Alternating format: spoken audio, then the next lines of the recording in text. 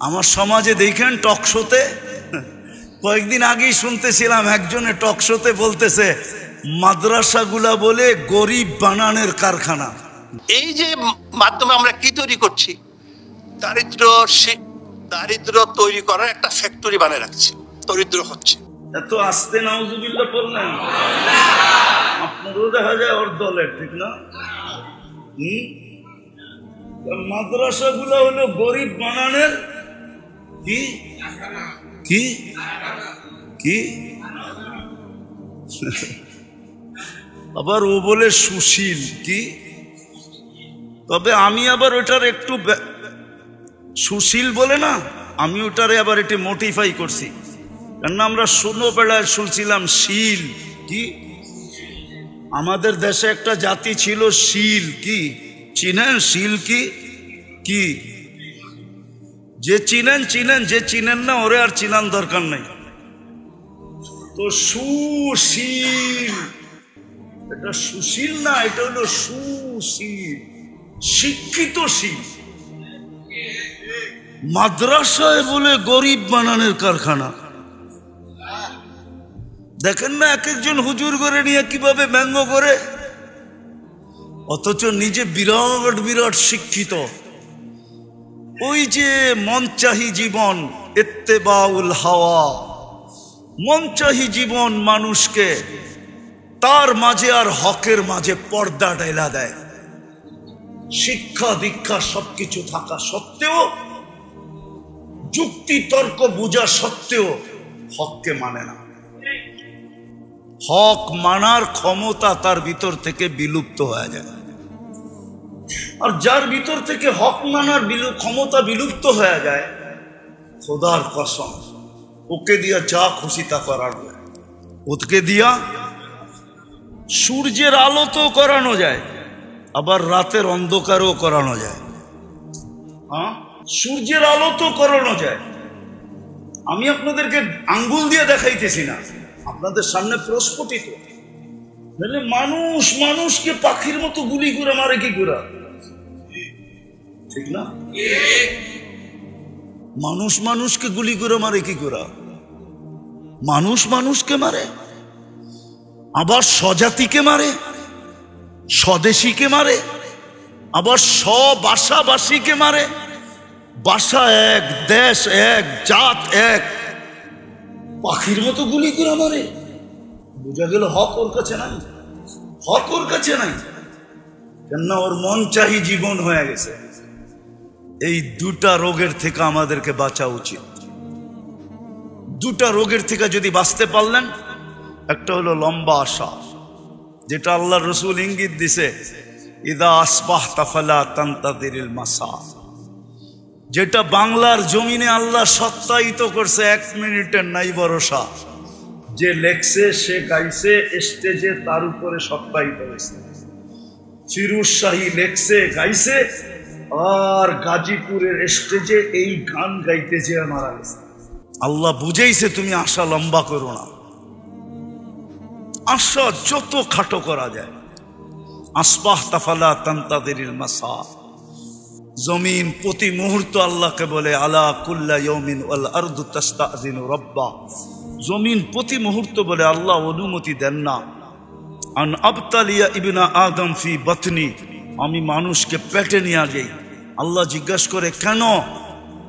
যাহারা যাহারা মালাআ যাহরি জুলমা যুলমা ওয়া জাওরা, আমার পিঠটা জুলুম অত্যাচার গুনাহে ভরে গেছে, আমি আর সইতে পারতেছি, অনুমতি দেন না। প্রতিদিন জমিন বলে, প্রতি মুহূর্ত বলে। এটার নামই ভূমিকম্প। ভূমিকম্প এটার নামই কম্পা ভূমি বলে ইন্দোনেশিয়ার ভাষায়, বাংলার ভাষায় বলে ভূমিকম্প। ভূমিটা কাঁপতে দেরি, আমরা পেটে যাইতে হয়তো দেরি করব না। আজকে সূর্য বলতে বলতে ডুবছে। বিদায় আসেন, যদি নিজের শুদ্ধি চান, আশাকে ছোট করেন, মন চাহি ছাড়েন, আল্লাহ চাহি ধরেন, রসুল চাহি ধরেন। আল্লাহ কি চায়, রসুল কি চায়, কোন মুহূর্ত আপনার কাছে কি চায়। বলবেন এটা শিখবো কোথায়? ওটার জন্য বাংলাদেশের মতো সহজ পরিবেশ দুনিয়ার কোনো দেশে নাই। আল্লাহ কদমে কদমে হক্কানি আলেম দিয়া দিছেন, আলেম। কামরাঙ্গীর চর দেখলে আমার হাসি লাগে কেন জানেন?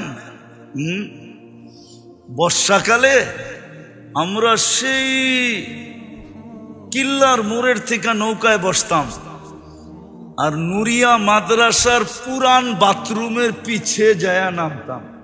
মাঝে মাঝে সাইজ সাহেব চলে গেছে মানে হয়, ওনাদের বাড়ির পিছন দিয়া, কুমিল্লা পাড়ার পিছন দিয়ে আমরা যেতে পারি নৌকা দিয়ে। এক নুরিয়া মাদ্রাসা ছিল, আজকে কামরাঙ্গীর চরে 500-র উপরে মাদ্রাসা, কয়েক ডর্জন হইল দাওরায়ে হাদিস মাদ্রাসা, পুরুষ মহিলা মিলায়া। বাংলাদেশের মতো সুযোগ আল্লাহ দুনিয়ার কোথাও দেন নাই। শিখার জন্য যদি শিখতে চায়, মন চাহি বাদ দিয়া যদি রব চাহি চায়, মন চাহি বাদ দিয়া যদি মুহাম্মদুর রাসূলুল্লাহর তরিকা শিখতে চায়, তাইলে কদমে কদমে ওলামা, কদমে কদমে মাদ্রাসা, কদমে কদমে আল্লাহওয়ালা। এত আল্লাহওয়ালা এই দুনিয়ার কোনো দেশে নাই। আমার সফরের জীবনের অভিজ্ঞতা আমি বলতেছি। আমি বেশিরভাগই তো রাত্রে নামি, আর প্লেনে ফার্স্ট ক্লাসে থাকলেও ঘুম হয় না। কেন হয় না জানি না, গাড়িতেও হয় না, প্লেনেও হয় না। তো আমার একটা নিজের অভিজ্ঞতা বলতেছি। সারা দুনিয়া ঘুরা যখন প্লেনটা বাংলাদেশের সীমানায় ঢোকে, দেখা যায়, স্ক্রিনে দেখা যায়, প্লেনের ভিতরে যে লাগানো থাকে ওটা দিয়ে দেখা যায় এই সীমানায় কলিকাতার থেকে সীমানায় ঢুকলো, অথবা পূর্ব দিক থেকে হলে চিটাগাং কক্সবাজার দিয়া এই বার্মা পাড়োয়া সীমানায় ঢুকলো। আমার মনে হয় বাংলাদেশের সীমানায় ঢুকলে প্লেনই বলে দেয় যে সীমানায় ঢুকে গেছে। কসম খোদা, আমি আমার অভিজ্ঞতা বলতেছি, শতবারের ফ্লাইয়ের অভিজ্ঞতা বলতেছি। শতবার না, আরো বেশি হবে। কতবার হবে গুনতে হবে। যদিও আমার এই কথাটা অনেকে মানবে না, কিন্তু আমার তাখাইয়ুল বলতেছি, দিলের ধারণা। আমি তো বুঝি যখনই বাংলাদেশের সীমানায় ঢোকে, প্লেনের গতি বা প্লেনের অবস্থা বইলা দেয় বাংলাদেশের সীমানায় ঢুকে গেছে। স্ক্রিনে তাকাইলে দেখা যায় বাংলাদেশের সীমানা। আপনারা মানবেন না আমার কথা, কেননা এই পরিধির আকাশের সম্পর্কটাই একটা ভিন্ন সম্পর্ক। এই দেশের মতো সহজ লভ্য দুনিয়ার কোথাও নাই। আসেন আজকে তওবা করা এই দুটা জিনিস, এই দুটা রোগ থেকে নিজেকে বাঁচাই। তাউলুল আমাল, ইত্তেবাউল হাওয়া। এই দুটাই হলো সমস্ত অপকর্মের মূল, সমস্ত গুনার মূল। পারবেন আজকে তওবা করা? পারবেন? প্রথম তওবা করেন। করলেন তওবা? কে কে তওবা করবেন দেখি? পাক্কা? তাহলে বলে দেন আল্লাহ তওবা করলাম। বলেন বলেন বলেন, আল্লাহ তওবা করলাম। নামান, এতটুকুই যথেষ্ট। আল্লাহ এখন প্রথম আকাশে ডাকতেছে, হাল মিন মুস্তাগফির ফাগফির আলা। বন্ধুর উম্মত, হায় হায় হায়, বন্ধুর উম্মত। হাবিবুল হাবিবি হাবিবুল। আমরা বন্ধুর উম্মত, আর বন্ধু আল্লাহর বন্ধু, বন্ধুর বন্ধু বন্ধু। হাবিবুল হাবিবি হাবিবুল, বন্ধু আল্লাহর হাবিব। আমরা বন্ধুর হাবিব, আমরাও আল্লাহর হাবিব। এই জন্যই তো আমাদেরকে ডাইকা ডাইকা মাফ করতে চাইতেছে। আজকে থেকে শিখেন ওলামাদের সোহবত। ওটার জন্য সোহবত লাগবে। সোহবত কি কি লাগবে? শুধু শুধু বলে নাই। শফি রহমতুল্লাহ আলাই, শেষ করে দিতেছি। শফি রহমতুল্লাহ আলাই একদিন থানবী রহমতুল্লাহ আলাইকে বলতেছিলেন, কেননা আগে হাফিজ জুজুরও দেখতাম মসনবী শরীফের খুব শেয়ার পড়তেন। হাকিম আখতার সাহেব রহমতুল্লাহ আলাইও দেখতাম মসনবী শরীফের খুব শেয়ার পড়তেন। তো থানবী রহমতুল্লাহ আলাইহিও খুব পড়তেন। তো শফি সাহেব রহমতুল্লাহ আলাইহি বলতেছে, কয় শোয়ারারা, শায়েররা, মসনবী তো শের না, শায়েররা অতিরঞ্জিত বেশি করে। তো বসে থানবী রহমতুল্লাহ আলাইহি জিজ্ঞাসা করছে, কি অতিরঞ্জিত? বা একদম সোহবতে বা আউলিয়া, সামান্য সময় আল্লাহওয়ালাদের হক্কানি আলেমদের সোহবত বেহতের আস সদ সালে তাআত বেরিয়া, রিয়াহীন 100 বৎসর ইবাদতের চেয়ে উত্তম। বলছে এটা কি অতিরঞ্জিত না? থানবী রহমতুল্লাহ আলাইহি বলে 100 না লেখছে, 1 লাখ লেখলেও তো অতিরঞ্জিত হবে না। কেননা হইতে পারে যেই মুহূর্ত আল্লাহওয়ালাদের হক্কানি আলেমদের সোহবতে ছিল, ওই সময়টা কবুলিয়াতের ছিল, আর ওই সময় সে আল্লাহর কাছে কবুল হয়ে গেছে, তাইলে তো সারা জীবনের জান্নাত ওই মুহূর্তেই বনে গেছে। তো লক্ষ কোটি বছর বললেই অসুবিধা কি? শফি সাহেব রহমতুল্লাহ আলাইহি বলতেছিলেন, মুফতি আজম শফি রহমতুল্লাহ আলাইহি, এবার হাটাজারি শফি সাহেব মনে করেন, ওনার নাম আহমদ শফি, আর উনি হলেন মুফতি শফি। হ্যাঁ, তো উনি বললেন যে এখন আমার বুঝে আসছে, আপনার সোহবতে না আসলে আমার এটাও বুঝে আসতো না। ঠিক আল্লাহওয়ালাদের সোহবত লাগে। জাতিকে তো এটাই বুঝাইতে পারলাম না যে ওলামাদের সোহবত কত জরুরি, আল্লাহওয়ালাদের সোহবত কত জরুরি, এটাই তো আমরা বুঝাইতে পারলাম না। দোষটা আমাদের গাড়িই নিতেছি, আমারই দোষ, আমি আপনাদেরকে বুঝাইতে পারি না যে ওলামাদের সোহবত কত জরুরি, আল্লাহওয়ালাদের সোহবত কত জরুরি। আল্লাহ আমাদেরকে আমল করার তৌফিক দান করেন। ওমা আলাইনা ইল্লাল বালাগ। লাকাল হামদ কামা ইয়ানবাগি লিজালালি ওয়াজহিক ওয়া আযীমি সুলতানিক। সাল্লি ওয়া সাল্লিম ওয়া বারিক আলা হাবিবিকা মুহাম্মদ সালাতান ওয়া সালামান খালিদান মা খুলুদিক দাইমান মা দাওয়ামিক লা মুনতাহা লাহু দুনা ইলমিক ওয়া লা মুনতাহা লাহু দুনা মাশিয়াতিক ওয়া লা জাযা লিকাইলিহি দুনা রিদা। আয় আল্লাহ, বেশি কিছু চাবো না। আয় আল্লাহ, এই আয়োজনটাকে কবুল করেন, এই আয়োজকদেরকে কবুল করেন। আয় আল্লাহ, যেই নামে এই খানকাটাকে কবুল করেন।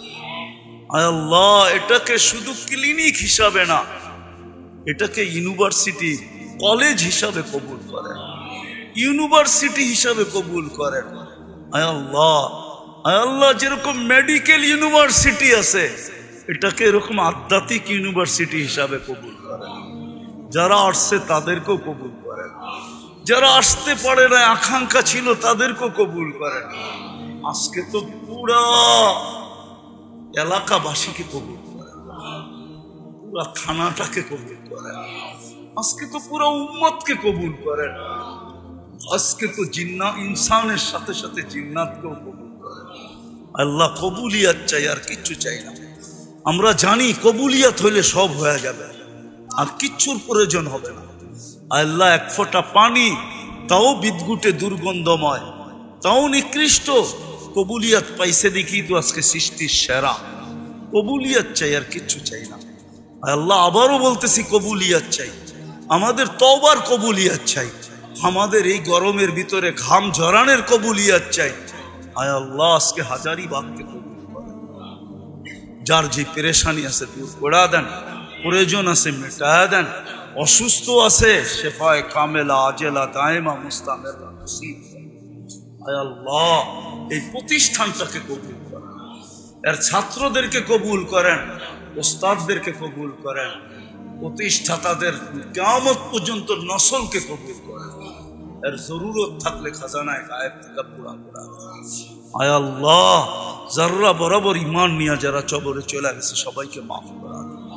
বিশেষ করে আমাদের আসাতায়ে কেরাম যারা কবরে চলে গেছে, আমাদের মাশায়েখে এযাম যারা কবরে চলে গেছে, আল্লাহ হাফিজ হুজুর রহমতুল্লাহ আলাইহির কবরকে নূর দিয়া ভরা দেন, আল্লাহ আমাদের যে ওস্তাদরা এখনো বাঁচা আছে তাদের হায়াতের ভিতরে পরিপূর্ণ বরকত নসিব করেন, বিশেষ করে আদিব শাহ হুজুরের হায়াতের ভিতরে বরকত নসিব করেন, সেহত ও আফিয়ত নসিব করেন, সেহত ও আফিয়ত নসিব করেন, সেহত ও আফিয়ত নসিব করেন, সেহত ও আফিয়ত নসিব করেন, আরো খেদমত কবুল করেন, আরো খেদমত করার তৌফিক নসিব করেন। আল্লাহ থানভী রহমতুল্লাহ আলাইহি 63 বৎসরে 1300 কিতাব লেখছেন। আল্লাহ আল্লাহ আদিব শাহ হুজুরকেও আপনি এইভাবে কবুল করেন যে দুনিয়ার থেকে চলে যাওয়ার পরেও যেন আমরা দেখি যে হায় হায়াত দিয়া ওজন দিলে কিতাব কয়েক লক্ষ গুণ বেশি হবে। আয় আল্লাহ আমাদের মা বাবাকে মাফ করা দেন, আমাদের আত্মীয় স্বজনকে মাফ করা দেন। আল্লাহ আমাদের দেশটাকে আপনি হেফাজত করেন, সারা দুনিয়ার মুসলমানকে আপনি হেফাজত করেন।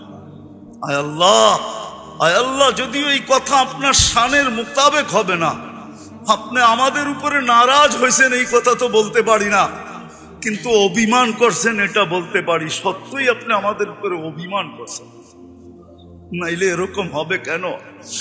উম্মতে মুহাম্মদীর এই দুর্দশা হবে কেন? আপনি অভিমান উঠায় নেন, ফিলিস্তিনকে যুক্ত করে দেন, ইসলামের ঝান্ডাকে উঁচা করে দেন, মুসলমানদেরকে আপনি হেফাজত করেন। আয় আল্লাহ ওই কথাকে আপনি মিথ্যা প্রমাণ করেন। সারা দুনিয়া এখন চিৎকার দিতেছে আপনি নাকি আমাদেরকে ছেড়া দিয়েছেন, আপনি নাকি মুসলমানকে ভুলে গেছেন, আপনি নাকি মুসলমানদেরকে ছেড়া গেছেন। আল্লাহ এই কথাকে আপনি মিথ্যা প্রমাণ করে দেন, আপনি আপনার কুদরতকে দেখায় দেন। আরিনা আজাইবা কুদরতাক ওয়া সাল্লাল্লাহু তাআলা আলা খায়রি খালকিহি মুহাম্মাদি ওয়া আলিহি ওয়া আসহাবি আজমাইন বিরহমাতিকা ইয়া আরহামার